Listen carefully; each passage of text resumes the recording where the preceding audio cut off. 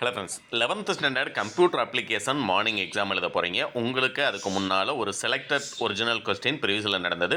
இது எந்த வருஷ கொஸ்டின் அப்படிங்கிறத பார்க்குறதுக்கு முன்னால் நாளைக்கு கொஸ்டின் பேப்பர் எப்படி இருக்கும் அப்படிங்கிறத சொல்லிடுறேன். முடிஞ்ச அளவுக்கு இந்த வீடியோவை உங்களுடைய ஃப்ரெண்ட்ஸ்க்கு ஷேர் பண்ணிடுங்க.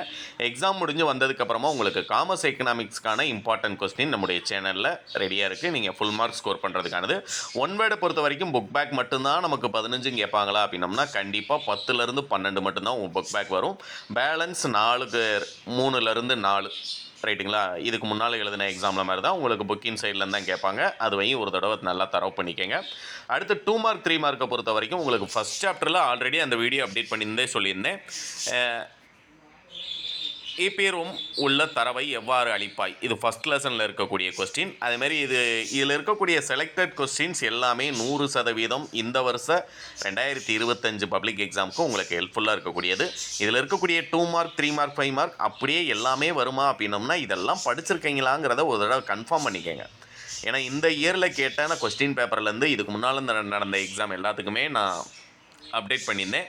ரிப்பீட்டடாக நமக்கு 3லேருந்து 4 கொஸ்டின் 2 மார்க்லேயும் சரி, 3 மார்க்லேயும் சரி, 5 மார்க்லேயும் சரி நமக்கு வந்துடுது. கண்டிப்பாக ஒரு 5 கேள்வி அட்டன் பண்ணுற மாதிரி 2 மார்க் 3 மார்க் 5 மார்க் 3 சேர்த்து ஒரு 5லேருந்து 6 கேள்வி அட்டன் பண்ணுற மாதிரி வந்துடுது. அதனால் இது எல்லாத்தையுமே ஒரு தடவை தரவு பண்ணிக்கோங்க. நுண்ணறை சுட்டி என்றால் என்ன? Pointer. What is a cell pointer? Input ஒட்டியின் பயன் யாது? What is the purpose of input tag? CSS அறிவிப்பின் போது பொது வடிவத்தை எழுதுக, குறிப்பு வரைக, நூலக செயற்கூறுகள். அதுமாதிரி கம்பல்சரி கொஸ்டினில் என்ன கேட்டிருக்காங்க அப்படிங்கிறதே ஒரு தடவை பார்த்துக்கோங்க. அடுத்தது பார்த்தீங்க அப்படின்னம்னா 3 மார்க். இதுலேயும் கொஸ்டின் நம்பர் 26 அண்ட் 27 பார்த்தீங்க அப்படின்னம்னா நமக்கு ரொம்ப ரொம்ப இம்பார்ட்டன்ட். விண்டோஸ் ஜன்னல் திரைக்கூறுகளை பற்றி குறிப்பு வரைக. அதுமாதிரி நகர்த்தல் மற்றும் நகலெடுத்தல் ஆகியவற்றின் வேறுபாடுகளை எழுதுக. வலைதளம் வலைப்பக்கம் வேறுபடுத்துக. Differentiate website and web page. அதுமாதிரி HROTயின் பண்புக்கூறுகளை பற்றி எழுதுக. அடுத்து கொஸ்டின் நம்பர் 32ல் இருக்கக்கூடிய சரம் செயற்குறி பற்றி குறிப்பு வரைக. இதெல்லாம் பார்த்தீங்கன்னா ரிப்பீட்டர். அதே மாதிரி கம்பல்சரி கொஸ்டினில் இஃப் கூற்றின் கட்டளை அமைப்பை எழுதுகன்றது கேட்டிருக்காங்க. அதேமாதிரி உங்களுக்கு 5 மார்க் கொஸ்டினை பொறுத்த வரைக்கும் எது ரிப்பீட்டட் அப்படிங்கிறது நான் சொல்லிடுறேன். ரோமின் வகைகளை பற்றி விளக்கமாக எழுதுக. அடுத்து கொஸ்டின் நம்பர் 35ல் ஃபஸ்ட் ஒன் கணிப்பொறியின் பல்வேறு தலைமுறைகள் ரொம்ப ரொம்ப இம்பார்ட்டன்ட்.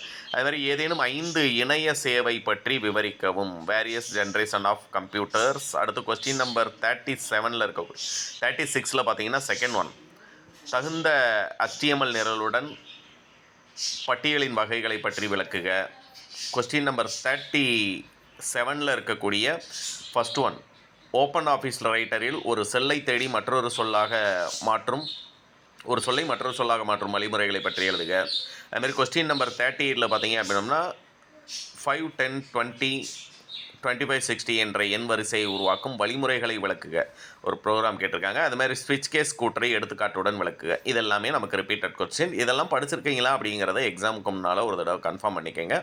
36ல் ஃபஸ்ட் ஒன் மறந்துட்டேன். பயனர் இடைமுகம் என்றால் என்ன? ஒரு இயக்க முறைமைக்கான பயனர் இடைமுகத்தை உருவாக்கும் போது கவனத்தில் கொள்ள வேண்டிய முக்கிய கருத்துக்களை பட்டியலிடுக. இதெல்லாம் படிச்சிருக்கீங்களா அப்படிங்கிறத கன்ஃபார்ம் பண்ணிக்கோங்க. இப்போ வீடியோ பார்த்தாலும் சரி, இல்லை மார்னிங் வீடியோ பார்க்குறீங்கனாலும் நான் ஏற்கனவே சொன்ன மாதிரி இந்த ரோமின் வகைகளை HTML தலைப்பின் ஓட்டின் பல்வேறு நிலைகளை விளக்குக. இது ரெண்டும்.